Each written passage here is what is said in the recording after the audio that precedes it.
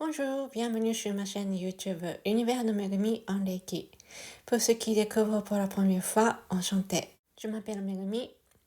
Mes abonnés, les gens qui reviennent régulièrement, qui me donnent des likes, je vous remercie. Je m'attendais vraiment pas à commencer ma chaîne YouTube. C'est vraiment touchant et encourageant. Je ne savais pas à tel point, vraiment, ça me soutient. Je suis japonaise, je vis en France depuis plus de 20 ans maintenant et je voulais être une maquilleuse de la mode et j'admirais ce milieu et ce monde et que voilà comme ça que je viens à Paris et que petit à petit en exerçant donc ce métier de maquilleuse dans la création, dans la mode, etc., je commence à chercher des inspirations et je commence à avoir des contacts, ce qui est un peu imaginaire et voire invisible, etc. Et plus j'explore, j'ai l'impression d'arriver l'autre côté de la Terre maintenant. Et comme ça, tout naturellement, je rencontre Reiki. Et puis j'ai été initiée en français et que j'enseigne et je transmets cet art de vivre en français et en japonais. Dans ma chaîne, il y a toujours des vidéos qui sont en japonais et en français. Donc j'ai tout le temps double travail. Je suis désolée de mon accent et mon français. Merci de votre patience et bienveillance. Parfois, la traduction n'est pas tout à fait pareille, mais à peu près toujours la même ligne conductrice. Dans la version japonaise, par exemple, j'explique quels seraient les pays qui sont francophones. Il y a des gens qui parlent le français, etc. Et maintenant, dans le monde entier, il y a beaucoup de gens qui pratiquent du Reiki et qui enseignent du Reiki. Alors, donc, j'ai pas mal parlé, donc partagé des vidéos, toujours sur Reiki, ou soit des expériences avec Reiki, etc. Toujours en espérant, souhaitant que ça va vous apporter le bien-être ou le mieux-être et la prise de conscience et quelques clés pour votre bien, votre auto-guérison. Dans mes prochains projets, je vais interviewer les gens que moi j'aime bien et ceux qui sont spécialistes parfois, etc. Mais mes rêves s'explorent et s'exposent et grandissent, mais la préparation prend énormément de temps. Et je tiens bien à bien retravailler sur les premières vidéos qui sont mal enregistrées. Je suis désolée de ces désagréments, mais je vais essayer de tout refaire. Aujourd'hui, dans cette vidéo, je vais parler par rapport à la portail de Lyon. Je ne sais pas si on appelle ça comme ça en français. C'est impressionnant à Paris à tel point je peux retrouver tout le temps des lions sur les portails des appartements. Donc voilà, j'essayais de souvent partager les photos que je prends comme ça dans la rue à mes amis japonais. Et au Japon, oui, je vais aborder ça sur les autres vidéos, ce sujet. Nous pouvons trouver les lions à l'entrée du temple Shinto, mais à Okinawa, oui, justement le plus sud du Japon, nous pouvons trouver les deux pères, donc un père des lions qui garde la portière à l'entrée de la maison. Il s'appelle Shisa. Ils sont l'un l'autre super mignons toujours. Ils sont souvent comme les gardiens. En tout cas, je trouve qu'en France, il y a la présence de lions et partout. Pour ceux qui côtoient les tarots, les astrologies, peut-être que vous êtes bien habitués à ces liaisons et ces inspirations. Mais effectivement, lion est souvent lié ou comme une signification la dignité. Et d'ailleurs, Usui Sensei, le fondateur du Reiki aussi, est né le 15 août, il est le lion aussi. Et moi, personnellement, je trouve que cette dignité, cet aspect-là est très important avec Reiki aussi. Et justement, lorsque nous commencerons vraiment à nous guérir, à nous harmoniser, cette dignité soit bien en apparente petit à petit. Et j'ai remarqué souvent, ça reste toujours mon point de vue, de toute façon, dans ma chaîne, nous avons la tendance à nous tromper souvent entre la dignité et la fierté. Surtout au Japon, j'avais souvent remarqué ça. En France, j'ai rarement pu aborder ce sujet avec mes amis francophones, peut-être sur la dignité et la fierté. Donc, je ne sais pas si il y aura d'autres gens qui pensent comme moi. Moi, j'avais remarqué que souvent, il y a des gens qui font des liaisons. La fierté, dès que je parle de la dignité. Mon point de vue, c'est que la fierté, c'est par rapport au regard des autres, alors que la dignité est par rapport à soi. À tel point, nous pouvons respecter sur nous-mêmes et nous pouvons avoir le respect sur notre préciosité de soi. La prise de conscience de cet aspect-là va bien nous aider à mieux comprendre et mieux vivre avec Gokai, donc les 5 idéaux du Reiki. En France, c'est souvent enseigné avec ce 5 idéaux du Reiki. Donc, c'est interprétation de Gokai, les 5 préceptes. Et j'ai présenté dans ma vidéo la version japonaise donc d'origine et le 5 idéaux du Reiki en français, même si avec mon accent. Et j'ai mis une petite traduction de mon point de vue. Même si vous n'êtes pas initié au Reiki, je vous invite vraiment avec joie de les écouter et vivre. Le plus important, c'est que vous viviez les expériences. Vous allez sentir le bienfait du vibration.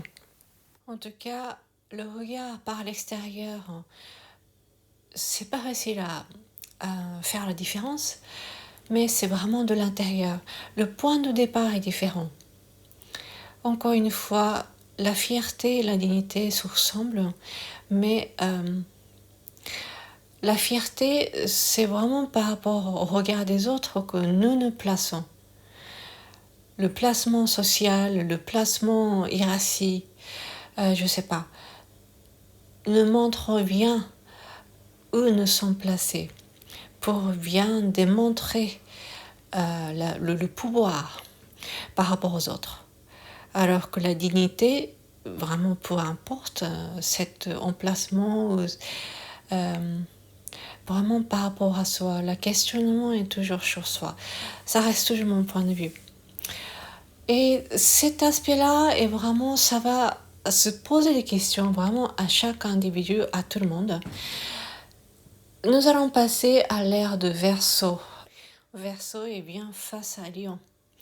Donc ça va bien nous éclairer quel serait l'enseignement de Lion.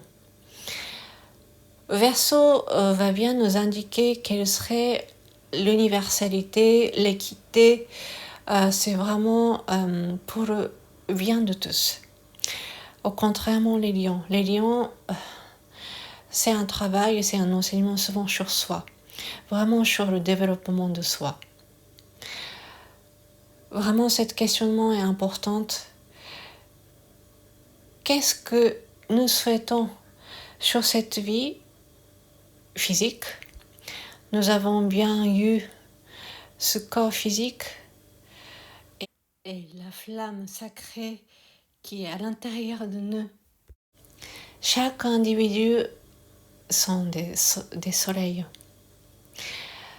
C'est ce point de vue-là, et ça peut-être nécessite la connaissance et le point de vue de multivers, mais moi je vois comme ça des choses. Chacun est sur leur scène, chacun a leur rôle. Nous avons tous en train de jouer les rôles sur les scènes différentes, Mais au final, c'est la scène unique et universelle. Donc le questionnement est: quelle serait mon expression de mon âme tout entière sur cette vie? Quelle serait ma joie? Quelle serait mon expression avec mon être? En tout cas, cet aspect-là, j'ai l'impression d'avoir eu des enseignements par toutes les rencontres que j'ai eues en France, surtout en France, et surtout en exerçant dans le milieu de la mode. J'ai rencontré beaucoup de personnes. Et dans ce milieu, il y a beaucoup d'étrangères aussi. J'ai rencontré beaucoup de femmes. En faisant le maquillage, je touche les endroits, je touche la peau, évidemment, ça c'est physique. Mais dans le domaine spirituel et invisible, je touche vraiment le fond du cœur parfois, le fond de l'âme. Et même parfois, je provoque leur expression, je provoque leur lumière, leur pureté, leur... Oui, leur beauté le plus précieux possible. Et puis tout autour, il y a bien sûr, il y a des Français qui travaillent aussi. Et j'ai rencontré vraiment beaucoup de femmes françaises. J'ai eu la chance de côtoyer avec ces femmes talentueuses. Elles étaient souvent, oui, intelligentes. Les femmes françaises, les parisiennes, parfois bien coquettes, parfois bien chic et souvent intelligente. Ça, c'est un point qui est bien marquant par rapport les images de femmes japonaises. Chez les Japonais, souvent, il y a cette, je sais pas, tendance. Nous avons peut-être parfois, nous sommes parfois mal vus si nous sommes trop intello, vraiment selon des milieux différents. Mais en général, peut-être ça change maintenant avec une nouvelle ère qui s'installe. Mais en tout cas, moi j'avais toujours l'impression que si jamais nous les Japonaises étaient intello, nous ne sommes pas les bienvenus.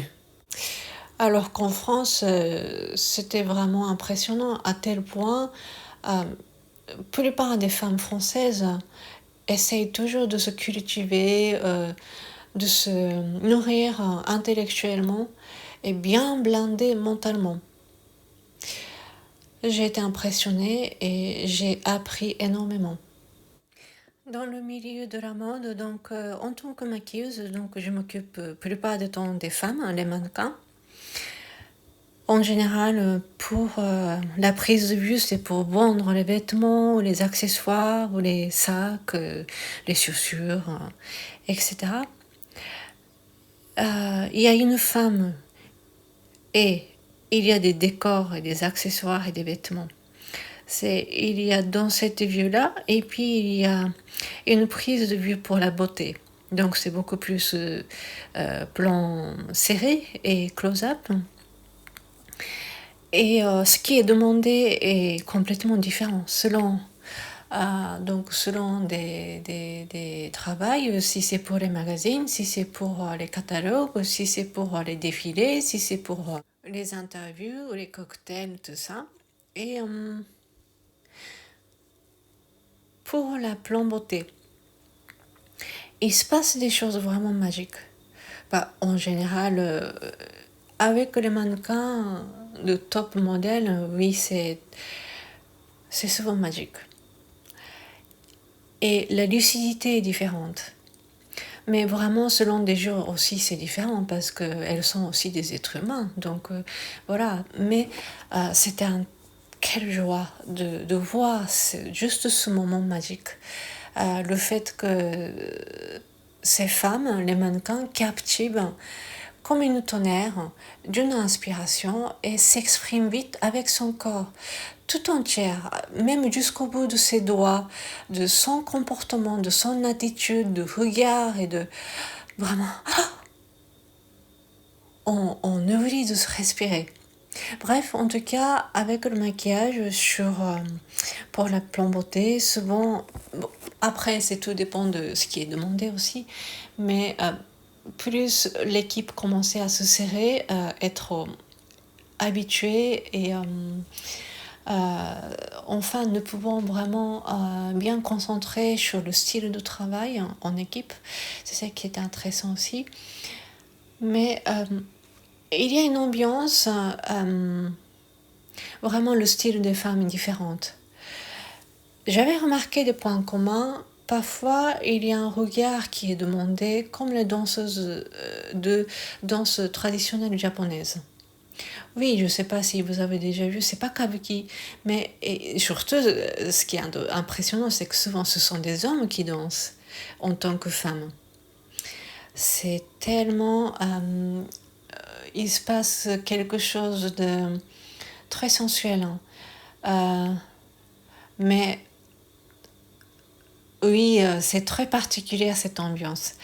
En tout cas, pour amener dans cette ambiance-là, une fois que je commence à définir à peu près le maquillage, surtout pour le regard, je demande à un mannequin de bouger sa tête très très très très lentement, en fixant le regard d'un point, et c'est seulement le visage qui bouge, à droite, à gauche. Je suis désolée, par rapport à l'image que vous êtes en train de voir est un peu saccadée et décalée par rapport à ce que je parle, donc c'est peut-être l'image, je suis en train de montrer comment bouger, comment, oui, déplacer son visage est peut-être déjà passé il y a bien longtemps. Une fois fini le mouvement à droite à gauche, après c'est le haut en bas. C'est comme ça que je fixe et je définis le plus définitivement au niveau de maquillage. Et à ce moment-là, il y a des mannequins, il y a des clics et ils captivent.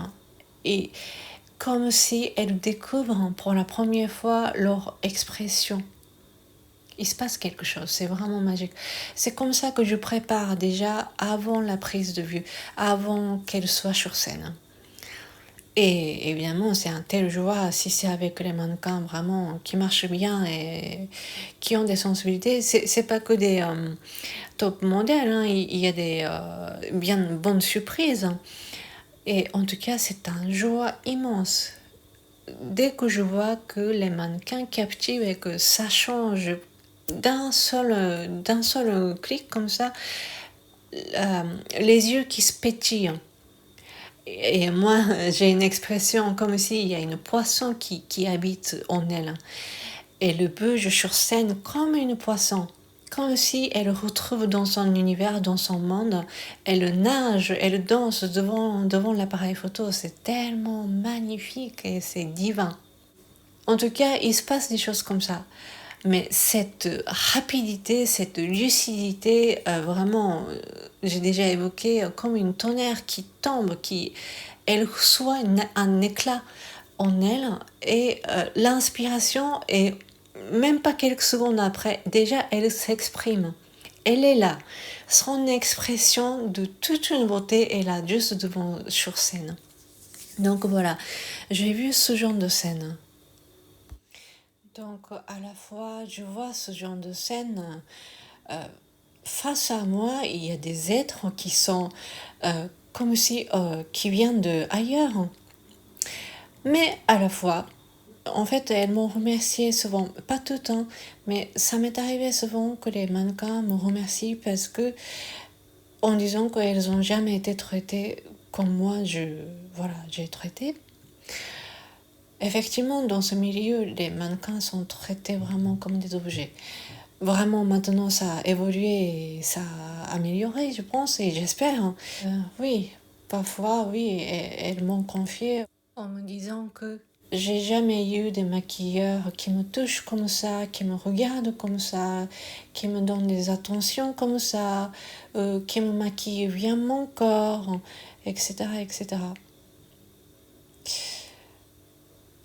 Donc voilà, même ces belles femmes-là aussi, elles ont un questionnement existentiel tout le temps. Qui je suis? Quelle serait mon expression? Quelle serait ma valeur? Etc. Moi, j'ai eu la chance de publier un livre sur ma vie, mes 20 ans de vie, depuis que je suis arrivée en France. Avec tout ce parcours et ce que je raconte dans ce livre, on montre bien que je cherchais aussi à être quelqu'un d'autre. Je faisais tous mes efforts pour être quelqu'un d'autre. Je ne savais pas qui j'étais. En tout cas, nous allons bien profiter de passer cette passerelle, cette portail de lion. Quelle serait notre expression de l'âme? Avec le pratique du Reiki, ça va bien nous aider.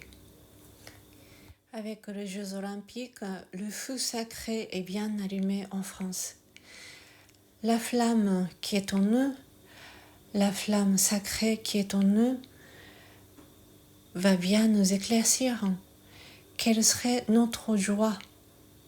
Ça va bien nous aider à retrouver notre paix, sérénité, joie, le bonheur. J'espère que mon message était clair. En tout cas, je souhaite que mon partage vous apporte le bonheur et la prise de conscience, peut-être, ou que ça pourrait apporter une clé pour votre bien et votre plus grand bien et votre auto-guérison. Nous sommes la joie même de l'univers, nous tous. Bon, merci beaucoup. Arigatou gozaimashita. On va se retrouver sur les autres vidéos. Matane, à bientôt.